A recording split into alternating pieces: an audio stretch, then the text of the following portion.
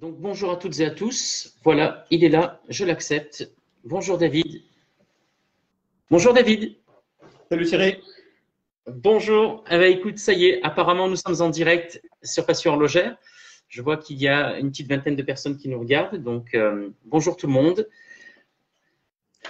Tu, On... tu m'entends Oui, bien? Tu m'entends bien? moi, c'est bien. Est-ce que tu m'entends toi? Ouais, je t'entends parfaitement. Je vois que Xavier nous écrit un petit message. Content de te voir moi aussi, Xavier. Je suis très content de te savoir ici. Est-ce que tout le monde m'entend bien? Xavier, peux-tu me témoigner? Est-ce que tu m'entends bien? Parce que souvent, on avait des soucis de son. Et là, a priori, ça a l'air d'être bien réglé. Tout a l'air bien. Donc, j'ai Raymond et Xavier qui vont peut-être pouvoir me répondre, puisqu'ils ont déjà fait un petit coucou. On verra bien. De toute façon, on va commencer. Cher David, comment vas-tu? Écoute, tout va bien. Il fait beau aujourd'hui. Il fait chaud à Moscou. Je crois que c'est la première journée D'accord. où je suis sorti sans manteau. Voilà. Qu'est-ce que vous appelez chaud quand il fait chaud à Moscou? C'est quoi? Ah, il fait 15 degrés, je crois. Ah, donc, Donc, ça va, on peut oui, se oui, promener oui. sans manteau. Et en Ça- Russie, il n'y a aucune restriction. Donc, c'est vraiment sympathique. Dès qu'il fait chaud, tout le monde sort dans la rue. Euh, D'accord. c'est vraiment sympa comme ambiance. Et c'est quand même assez extraordinaire parce que je t'ai eu au téléphone il y a moins d'un mois de ça.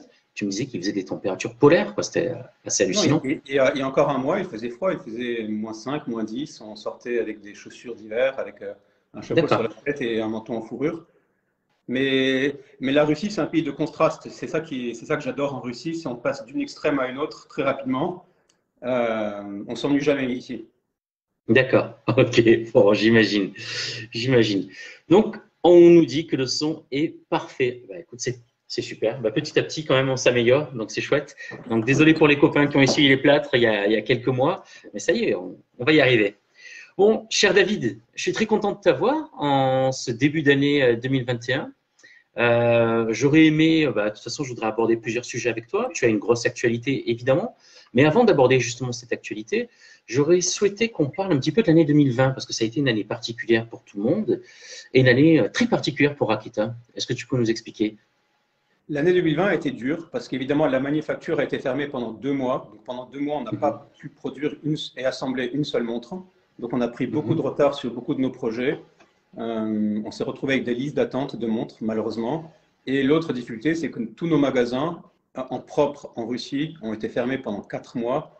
Et D'accord. nos magasins partenaires, parce qu'on a des magasins partenaires en France, Mhm. à Paris, à Besançon, à Tarascon, ont été fermés aussi pendant beaucoup, beaucoup de mois. Donc, on a souffert de ce point de vue-là, mais l'autre revers de la médaille, c'est que euh, nos ventes se sont quand même accélérées parce qu'on a des produits qui sont intéressants. Mhm. On a pas mal de montres, de modèles sympathiques qui sont sortis l'année dernière et qui ont plu. Et on a bien communiqué à ce sujet. Les gens ont été attentifs à notre communication par Internet, évidemment.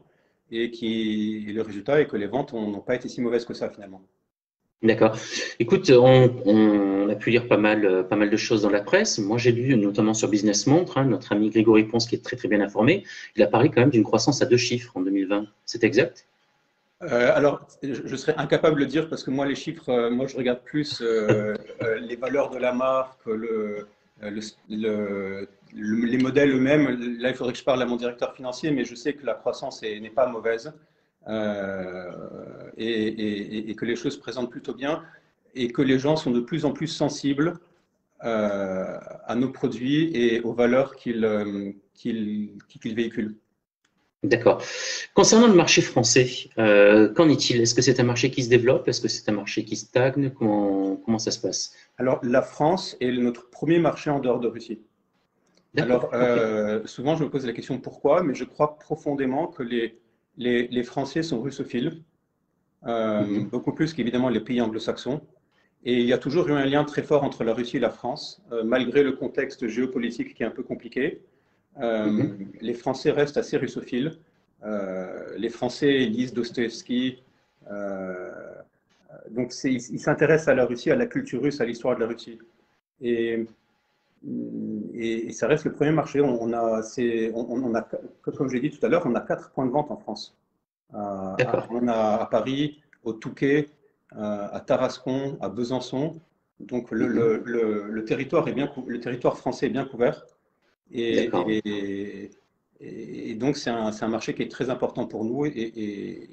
Ça, voilà.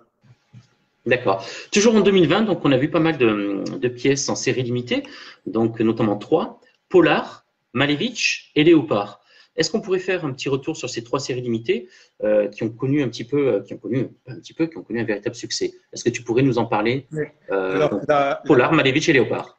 la Polar, c'était une réédition du premier modèle soviétique avec un mouvement 24 heures qui a été développé exprès pour les explorateurs polaires.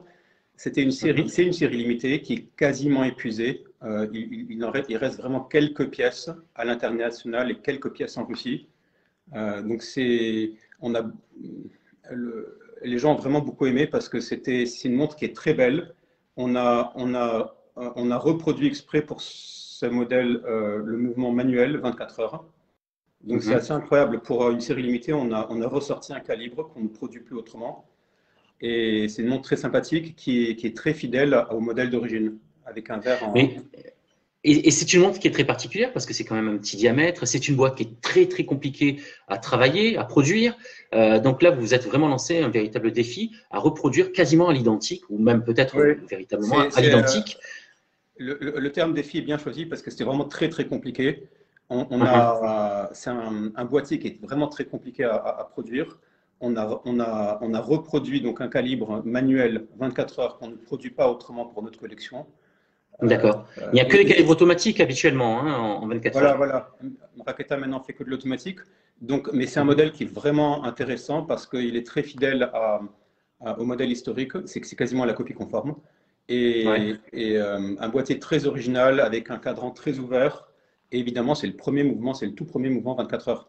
Donc, donc ça s'est très très bien vendu. Et comme j'ai dit, il reste vraiment quelques pièces. Et dès qu'elles seront écoulées, le modèle sera épuisé. D'accord. Concernant ensuite la deuxième pièce en série limitée que vous avez proposée en 2020, il s'agit de la Big Zero Malevich. Donc là, gros succès et pratiquement inattendu pour toi, d'après ce que tu nous disais dans une précédente interview. Ouais, j'ai eu beaucoup de doutes concernant cette montre parce qu'elle est vraiment très abstraite. Mais elle est abstraite parce qu'elle est basée sur un tableau qui est très très abstrait. C'est le tableau le plus abstrait du monde, le carré noir sur fond blanc de Malevich. C'est un tableau qui a révolutionné l'art parce qu'en fait, il a détruit l'art classique pour créer une nouvelle vision artistique totalement abstraite. Mais c'est une montre qu'on a vraiment voulu sortir malgré tous les doutes qu'on avait parce qu'on ne savait pas du tout comment elle allait marcher. C'est pas facile de Mhm. lire l'heure parce qu'il y a les aiguilles noires sur un fond noir, un carré dans un cercle. Mais elle a connu quand même un vrai succès. Et je crois qu'on a vendu quasiment plus de la moitié maintenant de la série De la limitée. production de la série. Ouais. D'accord. Ouais. Et c'est un cadran qui est très compliqué à faire parce que c'est une mosaïque de trois pierres différentes. Mhm. Euh, je crois que je ne me lancerai plus dans cette aventure parce que je n'ai pas réalisé à quel point ce serait compliqué. Le cadran, le cadran est fait en Russie. Et donc ça, j'insiste beaucoup Ouais. parce que la philosophie de Raketa, c'est de faire quasiment tout en Russie. Donc le cadran, on le fait en Russie. Très, très compliqué à faire. Et c'est une très belle montre. D'accord. Super. Et donc un beau succès. Troisième montre qui a connu justement un beau succès aussi en 2020, la Léopard. Alors la léopard, oui, elle est vraiment très intéressante parce que le léopard, c'est le nom du sous-marin de classe Akula. C'est un sous-marin qui a Mhm. été lancé à l'époque soviétique et qui est actuellement en cours de modernisation en Russie. Donc c'est un sous-marin qui existe encore, qui fonctionne encore. Et on a développé ce modèle à partir d'un morceau de métal de ce sous-marin et avec le premier commandant de ce sous-marin qui habite à D'accord. Saint-Pétersbourg, à quelques kilomètres de la manufacture, parce que notre manufacture est basée à Saint-Pétersbourg, pas loin des chantiers navals, juste au bord de la mer. Et donc, il nous a aidé à développer, à designer la montre, à développer ce modèle. Donc, c'est une montre qui procure plein d'émotions parce qu'on a l'impression d'avoir un sous-marin à son poignet. Et c'est évidemment aussi un modèle 24 heures. Parce que le D'accord. modèle 24 heures qui a été développé en 1970 pour les explorateurs polaires qui allaient Mhm. dans l'Antarctique, ensuite a été étendu aux sous-mariniers soviétiques. Parce qu'eux aussi, ils ont besoin d'un mouvement 24 heures pour pouvoir distinguer le jour de la nuit. Voilà. Et D'accord. ensuite, ce D'accord. modèle a été étendu aux cosmonautes, parce qu'eux aussi, ils sont dans l'espace et ils ont besoin de distinguer le jour de la nuit. Donc, Raketa est très spécialisé dans les mouvements 24 heures. Mhm. Et c'est une des rares manufactures d'ailleurs qui propose des mouvements 24 heures. Il n'y en a pas tant que ça dans le monde. Ouais. Mais Raketa ne fait pas des complications ultra complètes comme des tourbillons qui ne servent pas à grand-chose. Les complications qu'on fait sont pratiques. Elles servent à Elles sont fonctionnelles, oui. Elles sont fonctionnelles. Et la complication 24 heures, réellement, elle permet à ces professionnels, qu'ils soient explorateurs polaires, sous-mariniers, cosmonautes, de survivre dans des conditions extrêmes. Voilà. Et donc ça, c'est un modèle qui marche très très bien. On a, là encore une fois, on a quasiment écoulé la moitié de l'édition limitée, qui est limitée à 300 pièces. Alors, les gens croient qu'on est capable de produire des grands volumes. Non, Raketa reste une manufacture très artisanale. Donc, nos capacités de production ne sont pas si énormes que ça.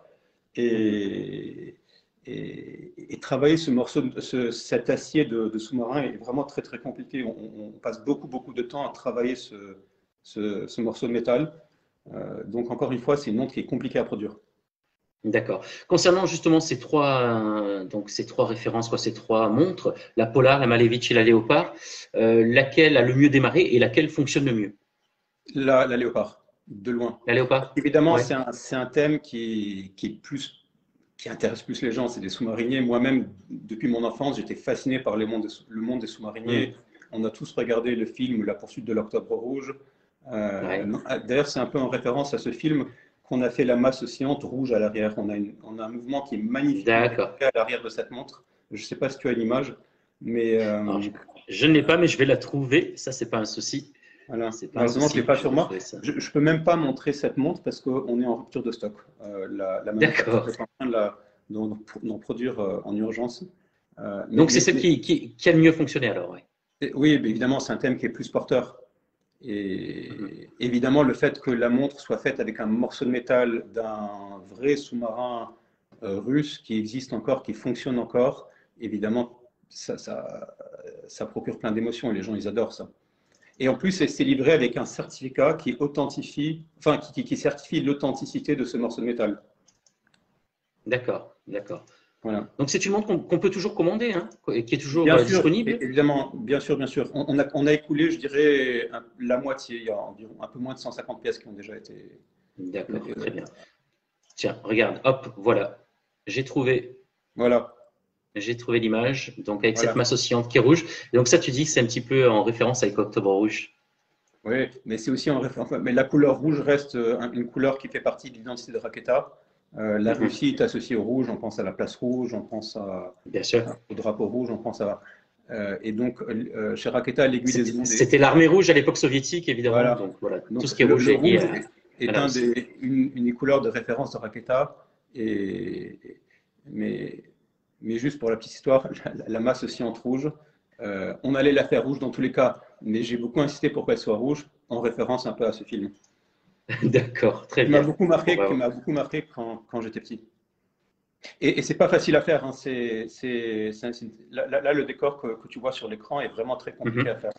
Et on fait on est très fiers du mouvement qu'on produit nous-mêmes à la manufacture, donc on veut qu'il soit le plus beau possible. Et c'est toujours une décoration un peu en lien avec la thématique de la montre. Donc là, c'est une gravure, c'est un gravage qui rappelle un peu le gravage des coquillages, un peu, voilà. D'accord, c'est pas les fameuses côtes de Neva, ça, ce sont pas celles-ci. C'est ça. Si, c'est ça. Les gens appellent ça des côtes de Genève, mais nous on n'appelle pas ça des côtes de Genève, on appelle ça les côtes de la Neva. Et la Neva est en rivière qui coule à Saint-Pétersbourg. Ok, donc la référence est différente, et vous êtes les seuls justement à faire ce type de décoration. Il y a peu de marques de montres qui font ce genre de décoration. Parce que là, tu vois, même le pont du balancier est décoré. Pour arriver à décorer le pont du balancier, c'est le petit pont qui est à l'arrière, tu vois. Je vois très bien. Ils ne peuvent le faire que des marques qui produisent ce pont. Parce que tu ne peux le décorer qu'avant qu'il soit assemblé avec le spiral et le balancier. Bien sûr. Une fois que c'est assemblé, tu ne peux plus le décorer. Donc, ne peuvent décorer ce pont que des vraies manufactures qui produisent elles-mêmes ce composant. La plupart des marques achètent le mouvement, donc elles ne peuvent plus décorer ce pont. D'accord, très bien. Donc, merci pour ce retour concernant l'année 2020 et concernant ces trois produits, ces trois montres que nous avons évoquées. Maintenant, j'aimerais qu'on parle un petit peu du présent, de l'actualité justement de Raketa, notamment avec le lancement de l'Avant-Garde. Alors, le lancement de l'Avant-Garde en série limitée, puisque c'est une pièce qui existait déjà en collection. Oui, donc c'est une série limitée de 300 pièces. Mhm. Donc, il y a pas mal d'éléments qui changent. Le boîtier est en PVD noir. Mhm. Le bracelet est très original. On a utilisé la surface du bracelet pour y intégrer des décorations un peu avant-gardistes qui sont des cercles rouges. Mhm. Le mouvement est décoré.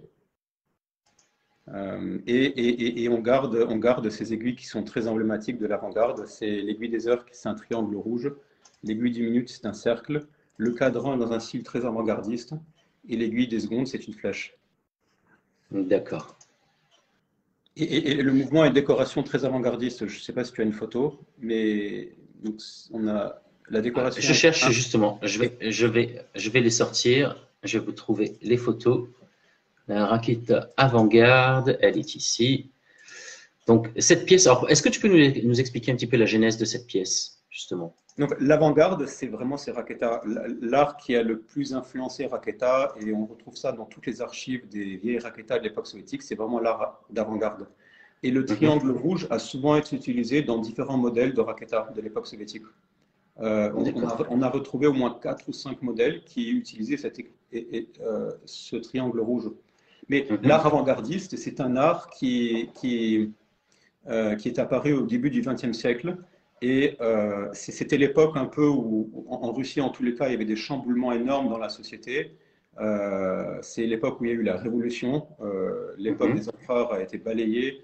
Un nouvel ordre a été établi en Russie. Et les artistes un peu ont suivi ce mouvement en créant l'art avant-gardiste, l'art suprémaciste, qui a balayé les traditions classiques artistiques pour créer un nouvel art qui est très abstrait, basé sur des formes géométriques qui n'ont plus aucun lien avec la réalité.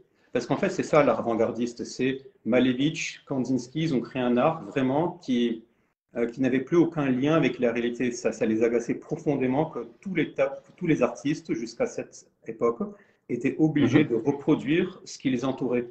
C'est-à-dire les paysages, les animaux, les Oui, tout ce qu'il portraits. voyait, oui. Voilà. Mhm. Et donc, ils ont créé un art où il n'y avait plus que des formes géométriques qui flottaient un peu sur une surface blanche, et qui donnait la liberté à l'artiste de créer sa propre réalité et surtout qui permettait aux gens d'interpréter ça comme il le souhaitait. C'est-à-dire que l'artiste n'imposait plus une Sa vision des choses. vision, Voilà, ouais.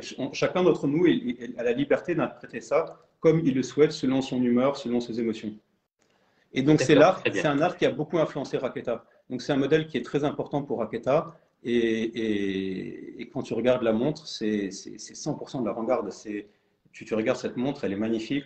Elle est très originale, évidemment, parce que les gens regardent ça au début, ils ne savent pas trop comment comprendre. Je vais Et la non, elle est magnifique. remontrer. Je vais la montrer à nouveau ici au poignet d'un artiste qui a travaillé avec vous en plus. Ouais. Voilà. Donc, Voilà ce que ça donne voilà. au poignet. Donc on Et s'amuse beaucoup tu. hein, chez Raketa. On s'amuse beaucoup, on fait Oui. des photos très sympas, on fait des films, on essaie de faire des films très sympas. Donc tu peux aller voir sur YouTube ou sur notre site. On a des films qui sont très sympas, qui racontent comment la montre a été faite, comment on a collaboré avec un artiste avant-gardiste. Et tu nous parlais Donc, du mouvement, justement, avec cette décoration qui est quand même assez étonnante. C'est une décoration assez simple. On voit une forme un sablage ou quelque chose du genre. Et au niveau de la masse oscillante, au niveau du rotor, là, vous êtes oui, venu appliquer justement le logo Raketa et puis ces petites formes géométriques. voilà, mais qu'on retrouve aussi sur les ponts. Mais là, la photo est prise de telle manière qu'on ne voit pas la décoration des ponts. Mais les D'accord. ponts sont aussi décorés. Donc ça, c'est une décoration par impression. Euh, c'est aussi pas facile à faire, mais pour nous c'est important de le faire parce que justement le mouvement il fait partie. On est très très fiers de notre mouvement, on veut le montrer et, euh, et c'est une Je vais montre. montrer, je C'est vais une montrer montre. les ponts. Voilà les ponts. Voilà la décoration. Et Voilà. dans sa continuité, justement. Ouais. Avec quelque chose d'essentiel, justement, ça je voudrais que tu nous en parles, une petite mention bien particulière, c'est le Made in Russia. Pour nous, c'est important parce que quand on a quand on a repris la manufacture il y a 10 ans, on a rapidement compris que, enfin, on a fait face à un challenge incroyable, c'est qu'est-ce qu'on fait de cette manufacture? Est-ce qu'on, parce qu'on a rapidement compris que c'était horriblement compliqué. Je veux dire, c'est pas pour rien qu'il y a aussi peu de marques au monde qui ont une manufacture. C'est juste, c'est terriblement Mhm. compliqué. C'est quasiment aussi compliqué que d'envoyer une fusée dans l'espace. Et c'est pas pour rien qu'il y a aussi peu de pays au monde qui savent envoyer des fusées dans l'espace. C'est horriblement compliqué à faire et ça coûte très très cher à faire un mouvement. Parce que là, tu Mhm. vois, un mouvement, c'est quasiment 200 composants qu'on produit intégralement en interne, sauf les pierres. Les pierres en rubis, on les achète en Russie. Et, et, euh, et on a besoin quasiment de 60-70 spécialistes qui sont ultra spécialisés. Donc c'est juste terriblement compliqué. Et on s'est dit à un moment, qu'est-ce qu'on fait? Est-ce qu'on ferme la manufacture et puis on achète le mouvement ailleurs et on fait semblant que c'est fait en Russie ou est-ce qu'on la garde? Et on s'est dit, on va la garder parce que c'est l'âme du projet et surtout, c'est ce qui nous permet de légitimement dire qu'on est fait en Russie. Voilà. D'accord, Donc pour nous, c'est d'accord. très important et c'est tellement important qu'on l'écrit assez régulièrement pour que les gens comprennent que c'est vraiment fait en Russie. Et d'ailleurs, la manufacture peut être visitée et on invite tout le monde à venir nous visiter.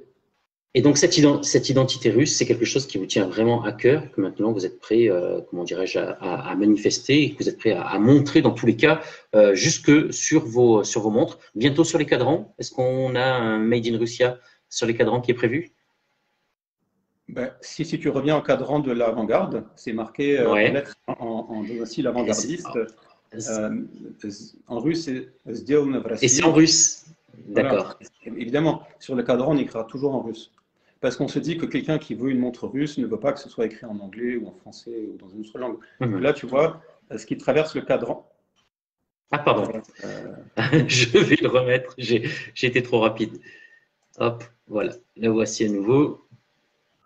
Voilà, donc, donc ces mots-là que tu vois sur le cadran, au travers du cadran, c'est Oui. Сделано в России, ce qui veut dire fait en Russie. Et ce qui est magnifique dans cette montre, enfin moi ce qui me plaît beaucoup, c'est quand tu la portes au poignet, la composition du tableau change en permanence au fur et à mesure que le temps s'écoule. Euh, Et oui, et, parce que là, et- et il y a un jeu des aiguilles, justement. Ce jeu des voilà, aiguilles permet voilà. justement de faire évoluer ce tableau qui est le Voilà. cadran de cette montre. Elles avancent à des vitesses différentes. Et si on considère Mhm. cette montre comme un tableau, une composition avant-gardiste, eh bien, cette composition change en permanence. À chaque fois que tu regardes ton poignet, tu verras un nouveau tableau. Et tu es libre de l'interpréter comme tu le souhaites au gré de tes humeurs et de tes émotions. Mhm. Et c'est vraiment très, très sympa. Mais par exemple, quand moi je vois l'aiguille des heures qui s'entrecroisent avec l'aiguille des minutes, donc elles sont l'une au-dessus de l'autre, j'ai l'impression que l'état des choses est un peu emmêlé et j'ai envie que le temps s'accélère pour Mhm. que justement elles se démêlent, que les aiguilles retrouvent leur indépendance, leur liberté et qu'elles occupent l'espace du cadran de manière un peu plus équilibrée. Et au contraire, justement, quand elles sont séparées l'une de l'autre, qu'elles ont retrouvé leur indépendance et leur liberté, j'ai envie que le temps ralentisse pour qu'elles restent comme D'accord. ça, pour éviter qu'elles se recroisent. Mais ça, c'est mon interprétation très, très personnelle, chaque fois que je porte cette montre au poignet. Donc c'est sympa et c'est vraiment, en fait, faire des montres, c'est de l'art. Et là, on appelle ça de l'art en mouvement parce que la composition du tableau avant-gardiste change tout le temps. Mhm. D'accord.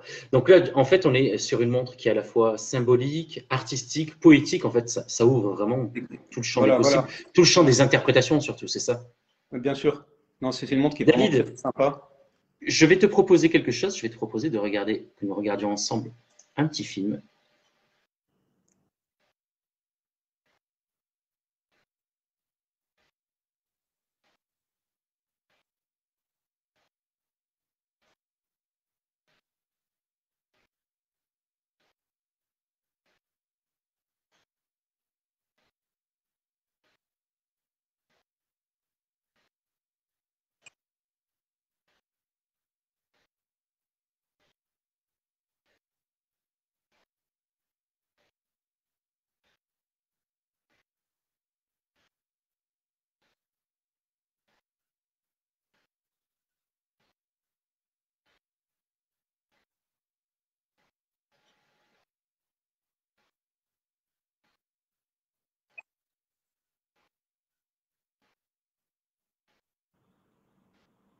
Oui, si tu m'entends? Oui, je suis là. Alors ça c'est le film des modèles de la collection de base que tu as montré. C'est pas le film du Exactement. nouveau modèle de la série limitée qui est sorti. Là, on a fait un autre film. En fait, on fait beaucoup de films parce qu'on se dit c'est donc là pour l'édition limitée, on a fait un film qui montrait comment la montre a été designée, comment elle a été Mhm. manufacturée. Donc il est un peu Je différent. suis en train de le chercher sur Facebook. Il n'est pas encore répertorié. Donc, il va falloir, ce qui est bien, c'est que je le mettrai moi-même. Donc, je le mettrai sur la page de Passion Horlogère et comme ça, on pourra le retrouver. Voilà. Donc, concernant, là, ce que je voulais montrer tout simplement, c'était votre approche artistique. Donc, avec ce produit qui existait déjà en collection, qui continue d'exister en collection, n'est-ce pas? Tu me le Oui, confirmes? absolument. Il continue d'exister. Et c'est ça, c'est des films qu'on fait nous-mêmes en interne. La musique, on la compose Mhm. aussi nous-mêmes. Donc on s'amuse. Enfin, c'est ce que j'adore avec Raketa, c'est que vraiment, il y a un esprit créatif. On a une super équipe. On s'amuse énormément. On dessine des montres, on produit les montres, on fait ses films, on prend des images, on raconte une histoire. On est imprégné d'un univers qui est magique. Et on essaie de le communiquer aussi avec le peu de moyens qu'on a, parce qu'on reste une toute petite société qui est gérée de manière, enfin, qui est très artisanale. Hein. On ne peut pas du tout se comparer à des Rolex ou à des Swatch Group. Bien Et donc sûr. on essaie de faire les choses le mieux qu'on peut, mais j'espère qu'on y arrive. Oui, écoutez, a priori, vous y arrivez plutôt pas mal puisque derrière, vous êtes super bien accueilli par le public et par les clients. Donc, je trouve que c'est plutôt sympa. Bravo. Concernant toujours votre actualité, donc le 12 avril, on a fêté un anniversaire bien particulier qui est quand même très lié avec Raketa. Ce sont les 60 ans du premier vol dans l'espace de Yuri Gagarin. Donc, et à cette occasion, vous avez fait une grosse communication sur un de vos produits, le modèle Baïkonour. Voilà. Donc les 60 ans du vol de Gagarine, c'est la date d'origine de la création de la marque Raketa. Quand le Mhm, premier homme a été dans l'espace, donc Yuri Gagarin, le cosmonaute russe, c'était un événement tellement extraordinaire que les soviétiques ont senti le besoin de créer une marque en l'honneur de cet événement extraordinaire. Ils ont créé la mhm. marque de montre Raketa. Donc Raketa veut dire une fusée spatiale. En russe, Raketa veut dire fusée spatiale. D'accord. Et depuis cette date, Raketa a accompagné la conquête spatiale en faisant des montres pour cosmonautes.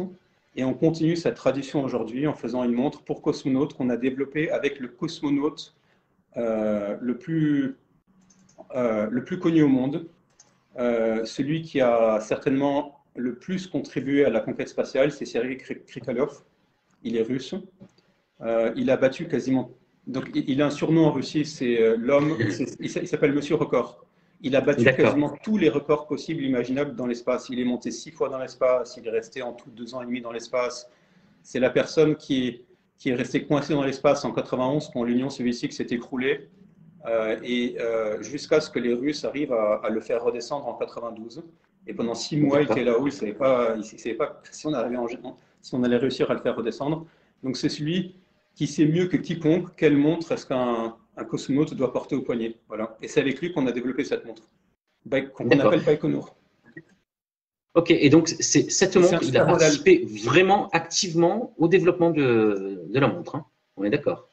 Oui, bien sûr. On lui a demandé, alors vraiment, on lui a demandé à quoi doit ressembler une montre pour cosmonaute. Et littéralement, il nous a répondu, écoutez, on n'a pas besoin de toutes ces complications comme des chronographes, comme des tachymètres, je ne sais même pas ce que c'est un tachymètre, mais les cosmonautes ont besoin de deux choses. Deux choses. Un, ils ont besoin d'une montre robuste, Mhm. avec un mouvement robuste, sur laquelle ils peuvent compter pour survivre dans les conditions extrêmes de l'espace. Première chose. Deuxième chose, ils ont besoin d'une montre avec un mouvement 24 heures. D'accord. Et Parce du coup, que ça, c'est quelque chose que vous aviez, non, non, ce qui est vachement évidemment. intéressant, c'est que dans l'espace, eux, ils regardent le lever et le coucher du soleil toutes les, je crois, 20 minutes. Toutes Mhm. les 20 minutes, ils passent du jour à la nuit. Parce que la station spatiale fait un tour autour de la Terre toutes les 90 minutes, je crois. Hein. D'accord. Donc, eux, Ok. ils ont vraiment besoin d'un mouvement 24 heures pour pouvoir distinguer le jour de la nuit. Nous, on peut regarder par la fenêtre pour voir s'il fait jour ou il fait nuit, mais eux, ils ne peuvent pas. Donc, ils ont dit, on Bien a besoin sûr. d'une montre robuste, 24 heures. C'est tout. On n'a rien besoin d'autre. Ok. Concernant le chronotachymètre, en fait, c'est pour calculer la vitesse, hein. C'est ce qu'on trouve habituellement sur les chronographes. Ok. Voilà. Donc, parfois, il y en a certains qui sont équipés de pulsomètres, etc. En fait, ça dépend réellement de la fonction de la montre. Là, en Non, non, l'occurrence, puisqu'il s'agit. le chronographe, je sais que c'est le tachymètre, je ne sais pas ce que c'est. Non, non, mais oui, et le tachymètre, en fait, c'est ce qui permet de mesurer la vitesse. Mais concernant Raketa, il y a quand même autre chose, quelque chose d'assez, comment dirais-je, assez intéressant, c'est que sur la lunette, il y a une particularité.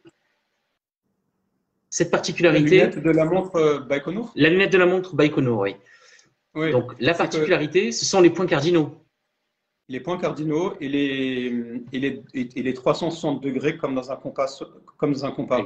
Parce qu'en fait, ce qu'il faut Exactement. savoir, mais je suis sûr que la plupart d'entre vous le savez déjà, c'est qu'un mouvement, un cadran 24 heures, peut aussi être utilisé comme un compas solaire. Mhm. Et donc, un compas solaire, donc on a besoin des points cardinaux et donc on a besoin des 360 degrés. Et ça, c'est un truc hyper sympa. Tu es dans la nature et grâce à ta montre 24 heures, tu peux t'orienter en sachant toujours où est le nord, où est le sud, l'est et l'ouest. Voilà. Alors, on peut se poser la question à quoi sert cette fonction pour les cosmonautes? Euh, eh bien, ça peut être utile parce que Il y tu as a un une anecdote cosmonaute là-dessus. tu as un cosmonaute russe qui est assez connu, c'est Leonov. C'est dans les années 70, je crois. C'est le premier cosmonaute à être sorti dans le vide. Et quand il est Mhm. re-rentré avec beaucoup de difficultés dans son vaisseau spatial, il a eu plein de difficultés donc le système de guidage automatique ne marchait plus. Il est revenu sur Terre en guidant manuellement le vaisseau Soyuz. Et il a atterri Ouais. à des milliers de kilomètres du point où il devait atterrir. Donc il s'est retrouvé dans la taïga, tout seul, complètement perdu. Tous ses compas et ses systèmes électroniques avaient grillé.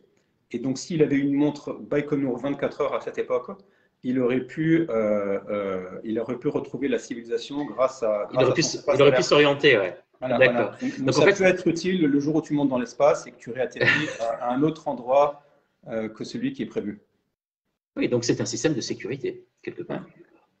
C'est un système de sécurité. Donc Voilà, là, on est sur une montre, en fait, quelque part, c'est une montre pour navigateur qui permet justement de se situer et de s'orienter. voilà exactement. Lors des précédentes interviews, nous avons évoqué ensemble des modèles passés que vous souhaiteriez ramener à la vie. Je me souviens d'une montre en particulier, justement, c'est une montre qui plaît beaucoup, c'est la fameuse Raketa avec un compteur équipé d'un compteur Gégère. Est-ce que vous avancez sur ces dossiers, justement, ces peut-être prochaines montres, Alors, rééditions de pièces qui ont existé? Alors, on avance, mais on avance très lentement. C'est encore une fois, on n'a pas des équipes, spécialisées sur chacun de ces projets, donc on travaille on avance. Voilà, c'est cette montre-là. Ça, c'est une montre magnifique, hein. Donc tu Elle vois est extraordinaire, cette montre. sur le côté, Extraordinaire. sur le côté, tu as une petite flèche qui mesure le taux de radioactivité. Donc c'est un modèle on est en train de travailler dessus, donc on espère qu'on arrivera à la ressortir. C'est beaucoup plus compliqué que ce qu'on pensait. Euh, Est-ce on qu'on essaie sait pourquoi? Alors pourquoi on le sait ça, mais pour qui est-ce qu'elle a été produite? Est-ce que ça c'est quelque chose qu'on sait? on a fait des Alors tu n'es recherches. peut-être pas obligé de nous le dire, mais est-ce Non, que non, ça y non. est, vous avez On a en fait des fait? recherches. On a fait des recherches et on va communiquer sur ça parce que l'histoire est vraiment incroyable. C'est digne de Ouais, James Bond. On a fait des recherches dans les archives, des archives qui sont même classées. Et d'accord. l'histoire est digne vraiment d'un film James Bond. Et on est toujours en train d'essayer de recoller tous les morceaux ensemble. Et dès qu'on on va commencer à communiquer sur ça, mais là pour l'instant c'est beaucoup trop tôt. D'accord, oui, oui, bien sûr. Ouais. Et donc ça Mais fait elle a été partie de ces produite en modèles. série. Elle a été produite Hein? en série ultra limitée Ah euh, oui. pour des. Non, mais je vais pas dire, mais c'est super intéressant. Et du coup, ça c'est une montre que vous espérez reproduire à nouveau avec ce compteur Gégère aussi comme à l'époque, fonctionnel. Exact, évidemment fonctionnel. Non, non, mais écoute, Mhm. chez Raketa, tout est fonctionnel. On ne fera jamais semblant de faire quelque chose qui ne marche pas. C'est quand on dit quelque D'accord. chose, on essaie de. Non, non, c'est vrai, il fonctionnera vraiment. Et c'est pour ça que c'est un peu compliqué. Mhm. Parce que Donc, et parce qu'on là, on est en train de réapprendre à faire ce compteur Gégère nous-mêmes. Je ne peux pas d'accord. acheter un compteur Gégère et l'intégrer dans la montre parce qu'un Mhm. compteur Gégère comme ça, petit comme ça, n'existe pas. Donc on est en train d'essayer de le faire nous-mêmes. Mais en D'accord. Russie, heureusement, il y a un savoir-faire extraordinaire. Donc tu peux trouver des gens spécialisés dans tous les domaines. les Russes sont des gens très, très débrouillards et j'espère qu'on va réussir à le faire. Et ce qui est intéressant, c'est qu'en Russie, surtout la Russie de l'époque soviétique, conservait toutes les archives. C'était une société, c'était un pays qui était très, très bien administré. Donc, vous retrouvez quand même des archives concernant tous ces produits. Oui, évidemment. Les Russes étaient obsédés par les Soviétiques, étaient obsédés par les archives, par les documents, les tampons, les signatures. Donc, il y a plein de choses, mais beaucoup de choses sont classées. Voilà, donc le problème, c'est qu'on se retrouve à des documents qui sont classés et on est en train d'essayer de les déclassifier. D'accord, ok. Bon, ça, c'est de bon augure. Croisons les doigts donc pour 2022. Et justement, avant de parler de 2022, on va continuer sur 2021. On finit avec 2021, tout simplement, parce que c'est une année qui est très, très importante pour Raketa. Donc, les 60 ans de la marque, on l'a évoqué tout à l'heure avec le premier vol de Yuri Gagarin, qui a été le fait générateur un petit peu de la création de cette marque, mais aussi les 300 ans de la manufacture. Ça, c'est une actualité très importante. Donc, vous avez prévu des choses, j'imagine, cette année pour célébrer tout cela? Oui, oui. Donc, cette année, on célèbre les 300 ans de la manufacture qui a été créée par l'empereur Pierre le Grand en 1721. Donc, symboliquement, c'est une histoire qui est très importante pour la Russie parce que la Russie a une histoire qui est très chaotique avec des périodes qui sont très contradictoires. La période impériale, la Révolution, la période soviétique, la perestroïka, la Russie post-soviétique. C'est des périodes qui sont très contradictoires. Et notre histoire, elle permet d'unifier tout ça parce que la manufacture n'a jamais arrêté de travailler. Elle a toujours produit des produits, des objets magnifiques. Oui. Et on continue à le faire. Et donc, on va essayer de célébrer de manière assez somptueuse ce 300e anniversaire. Et on se prépare notamment en commençant des grands travaux à la manufacture pour faire un super musée et une super factory tour pour que les gens puissent visiter la manufacture beaucoup mieux qu'on ne le fait actuellement. Et pour pouvoir comprendre exactement comment sont produits des montres mécaniques, pour comprendre exactement comment est-ce qu'une montre mécanique fonctionne, et vraiment s'imprégner de cette ambiance de manufacture, beaucoup mieux que… Bah, tu es venu à la manufacture, donc Exactement. C'est vachement intéressant, mais on veut que ce soit encore mieux que ça. D'accord. Donc là, vous êtes en train de refaire complètement cette manufacture et pour toujours encore. Alors là aussi, la question c'est pour améliorer l'outil de travail, mais aussi pour accueillir du public. C'est ça? Exactement, exactement. Pour pouvoir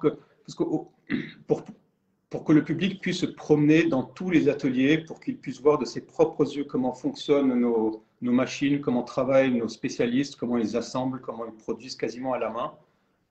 Parce qu'il faut comprendre qu'on produit comme les Suisses produisaient il y a 60 ans. D'ailleurs, il y a beaucoup de spécialistes suisses qui viennent nous voir et qui disent c'est vraiment impressionnant, vous travaillez comme nous on travaille il y a 50 ans, 60 ans. Et surtout, ne changez pas cette façon de travailler parce qu'il y a beaucoup d'émotions, c'est très humain. Derrière chaque machine, il y a un homme ou une femme qui règle la machine à la main, qui pose la pièce, il y a le coup de main pour faire fonctionner la machine. Donc, et vraiment, on va essayer de garder ça et on va essayer de permettre au public de voir ça de ses propres yeux beaucoup mieux qu'on le fait actuellement. Aujourd'hui, la manufacture est très intéressante à visiter, mais elle n'est pas très, très adaptée à des guides, enfin à des visites. À des groupes, oui. Bien sûr. Bien sûr. Donc là, c'est quelque chose que vous êtes en train de développer. Ensuite, au niveau de la célébration des 300 ans, est-ce qu'il y a est-ce qu'il y a un produit, par exemple, une montre qui est imaginée? Vous allez faire des choses d'ici la fin de l'année. Est-ce qu'on va avoir droit à quelques nouveautés? Alors, je ne te demande pas un scoop, évidemment. Je ne te demande pas de nous indiquer quels seront les prochains modèles. On est en train de préparer un modèle qui est plus lié aux 60 ans du vol de Gagarine qu'aux 300 ans de la manufacture. Ça, c'est un modèle qui, j'espère, qu'on arrivera à sortir durant le courant de l'été. Il sera magnifique. Donc, je n'en dis pas plus pour l'instant. Mais c'est un modèle qui est lié au cosmos, qui est lié vraiment à l'ADN de notre marque. D'accord. Et ça sortira. Donc là, on est plus sur la marque que sur la manufacture. Voilà, voilà. Ok. Maintenant, ce que je souhaiterais savoir, c'est que bon, là, on sait qu'il y a des choses prévues pour cette année, on sait qu'il va y avoir des choses prévues pour célébrer tous ces anniversaires. Je voulais savoir un petit peu comment est-ce que travaille la manufacture Raketa, c'est-à-dire est-ce que vous êtes déjà sur les produits que vous allez lancer en 2022 et pour les années suivantes? Est-ce que vous travaillez à l'élaboration de nouvelles montres et à quelle échéance vous travaillez? Donc nous, on a un calendrier qui est déjà prêt sur les 2 années à venir. Parce qu'en fait, ce qu'il faut savoir, mais tu sais très bien, c'est que tu mets quasiment 1 an ou même plus entre le moment où tu as une idée de nouveau modèle et le jour où il sortira en magasin. Il faut quasiment 1 an ou même un peu plus. Donc évidemment, on est en train de travailler aujourd'hui sur des produits qui sortiront pour la fin de l'année, en 2022. On est déjà en train de travailler dessus. Donc on est obligé, parce que tu peux pas travailler comme ça à la dernière minute. Bien sûr, bien sûr. Donc Mais, oui, et concernant ces produits, on a déjà un plan on a 5 nouveaux modèles qui sont en cours de développement pour les 2 prochaines années. Ok. 5 nouveaux modèles. Et ces modèles sont magnifiques. Ils sont évidemment tous liés à des thèmes très très russes, très Raketa. C'est l'art, c'est le cosmos, c'est les pilotes de chasse, c'est les sous-mariniers, c'est la mer, c'est les explorateurs polaires, c'est des histoires, voilà. Et petite question un petit peu complémentaire. Est-ce que vous continuez dans cette voie comment dirais-je, de revisiter votre histoire avec des modèles existants, ou alors est-ce que déjà Raketa est en train de travailler à un nouveau modèle, tout simplement, qui va entrer en collection? Non, on est très fiers de notre passé. On n'a aucune nostalgie du passé, mais on est très fiers de notre passé et on veut garder le lien avec le passé. Donc tous les modèles qu'on a aujourd'hui sont liés d'une manière ou d'une autre au modèle iconique de Raketa. C'est des modèles liés à l'espace, c'est des modèles liés au Big Zero, parce que tu sais que le design de montre Big Zero avec le grand zéro, Oui. c'est un des modèles les plus iconiques de Raketa. C'est d'ailleurs le modèle le plus classique de Raketa. Donc on est en train de travailler sur ça aussi.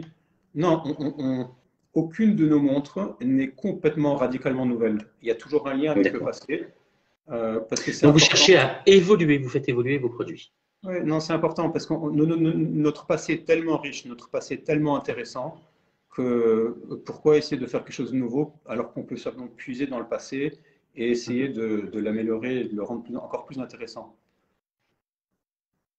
Mais on n'a aucune nostalgie vis-à-vis du passé. Je veux dire, c'est une marque c'est une marque russe moderne qui regarde vers l'avenir, mais on a une histoire qui est très très riche, donc on s'inspire évidemment de l'histoire. D'accord. Cher David, bah écoute, merci beaucoup. Ça fait maintenant plus de 45 minutes que nous sommes ensemble. Donc, on a fait un petit peu le tour. Alors, tu as vu, j'avais préparé des thématiques passé, présent, futur de Raketa.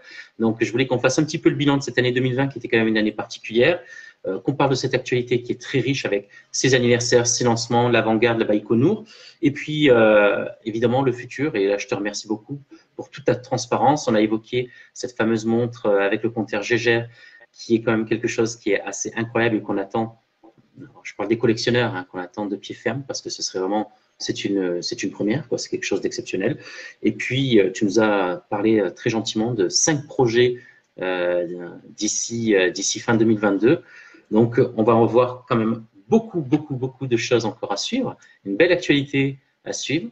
Donc, un petit mot, si tu avais quelque chose à dire justement aux lecteurs ou aux gens qui nous regardent, puisqu'ils sont quand même quelques-uns à nous suivre et puis vont être un petit peu plus nombreux à voir le replay. Je rêve de revenir en France. Ça fait plus d'1 an que je n'ai pas mis les pieds en France parce que malheureusement aujourd'hui je suis coincé en Russie. On a du mal à voyager. Et je t'envie beaucoup là. Je vois que à travers la fenêtre, je vois le jardin. Je rêve de revenir en France. Je rêve de m'asseoir à la terrasse d'un café. Mais je sais pas, est-ce que les cafés sont ouverts ou pas? Les terrasses sont ouvertes Toujours ou pas en pas, France? non, toujours Ah pas, non, toujours pas, toujours pas. Écoute, On nous a évoqué la mi-mai. L'avantage d'être en Russie, c'est que tout est ouvert. Les restaurants sont ouverts, les terrasses viennent d'ouvrir parce qu'il fait beau, les boîtes de nuit sont ouvertes, il n'y a aucune restriction. D'accord. Et malgré ça, vous êtes revenu à une vie tout à fait normale alors a priori. Mais c'est pas qu'on est revenu, ça fait plus depuis l'été, il n'y a quasiment aucune restriction. Et pourtant le Covid baisse, donc j'ai vraiment du mal à comprendre. Vous avez Sputnik, vous avez le vaccin. Oui. Alors moi je vais me faire, ouais. Je ne me suis pas fait encore piquer, mais je vais le faire avant l'été et j'espère beaucoup que l'été, j'arriverai à venir en France. D'accord. Et J'espère beaucoup. allez, Ouais. si tu viens en France, est-ce qu'on aura l'occasion quand même d'organiser quelque chose avec les amateurs et collectionneurs de montres Raketa ou de Ouais. montres d'horlogerie pour que tu puisses les rencontrer? Mais j'espère beaucoup, j'espère beaucoup, évidemment. Et il y a beaucoup de points de vente qu'on a ouverts récemment que je n'ai même jamais vus en France parce que je Mhm. ne peux pas venir. C'est malheureux. Non, non, non, D'accord. j'aurais adoré venir, j'aurais adoré qu'on se rencontre, qu'on rencontre les collectionneurs parce qu'on a des choses très intéressantes à raconter. Et évidemment, ces conférences par Facebook, par Zoom sont bien, mais on a envie, c'est un projet humain et on a envie de toucher les gens, de leur parler, de Bien sûr. voir, de sentir un peu les choses. Donc, on prend date. Dès que tu viens en France, on se fait quelque chose ensemble à Paris avec des amateurs et collectionneurs et on parle d'horlogerie, de passion, de raqueta, d'espace, de conquête quoi, de sous-marins, etc. On fait ça? Avec grand plaisir. Merci beaucoup. Merci beaucoup, David. À très bientôt. À Au à revoir. bientôt. Au Merci. revoir.